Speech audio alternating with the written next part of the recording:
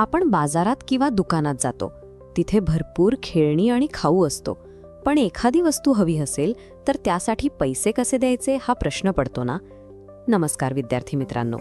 दुकानातून काहीही घ्यायचे असेल तर आपल्याला पैशांची भाषा समजायलाच हवी. म्हणूनच आज आपण गणितातील एक अतिशय महत्त्वाचा भाग शिकणार आहोत. आज आपण वेगवेगळ्या नाण्यांची आणि नोटांची अचूक ओळख करून घेऊया, जेणेकरून तुम्ही तुमची आवडती वस्तू स्वतः विकत घेऊ शकाल. सुरुवातीला आपण आज पाहूया. आपल्या चलनात 1, 2, 5 आणि 10 रुपयांची नाणी असतात. नाणे किती रुपयांचे आहे हे ओळखण्यासाठी नाण्याच्या आकारावर न जाता त्यावर छापलेला अंक पाहायचा. आणि या अंकाच्या शेजारी रुपया अशी खास खूण असते. हे रुपयाचे चिन्ह पैशांचे मूल्य दर्शवते.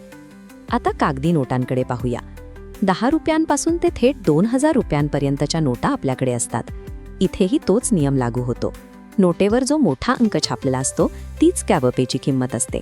त्यामुळे नाणे जड असो वा नोट हलकी, त्यावर लिहिलेला अंक वाचला की तुम्हाला तिची अचूक किंमत समजेल. आता आपण पैशांची बेरीज करूया.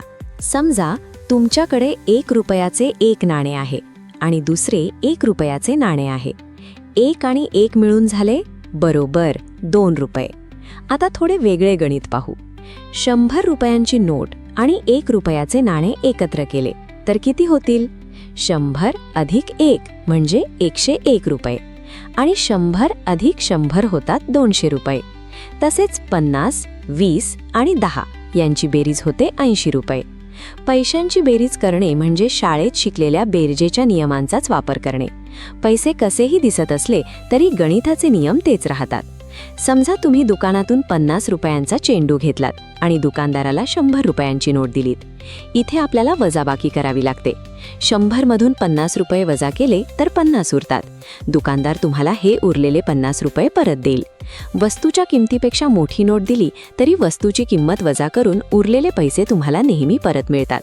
450 रुपयांची एकच नोट नसते, मग हे कसे देणार? आपण 200च्या 2 नोटा आणि 50ची 1 नोट घेऊ शकतो. विचार करण्यासाठी थोडा वेळ घ्या. आपण 100च्या 4 नोटा आणि 50ची 1 नोट देऊनही 450 रुपये देऊ शकतो. एकाच रकमेचे अनेक प्रकार तयार करता येतात. तुमच्या खिशात ज्या नोटा असतील त्यांचा वापर करून तुम्ही हमी ती रक्कम बनवू शकता. तुमची परीक्षा. 100 अधिक 20 रुपये किती होतात? अचूक उत्तर 120 रुपये. पुढचा प्रश्न. 50 अधिक 50 अधिक 10 रुपये. योग्य उत्तर 110 रुपये. शेवटी 200 रुपयांची नोट आणि 10 रुपयांची 5 नाणी मिळून किती? उत्तर 250 रुपये. अप्रतिम. आता तुम्ही स्वतः बाजारात जाऊन पैशांचा अचूक हिशोब करू शकता. आज आपण शिकलो नाणी आणि नोटांची ओळख, पैशांची बेरीज, उरलेले पैसे कसे काढायचे आणि एकच रक्कम वेगवेगळ्या प्रकारे कशी द्यायची. पैशांचं गणित शिकणे म्हणजे आपल्या रोजच्या जीवनातील गणित शिकणे.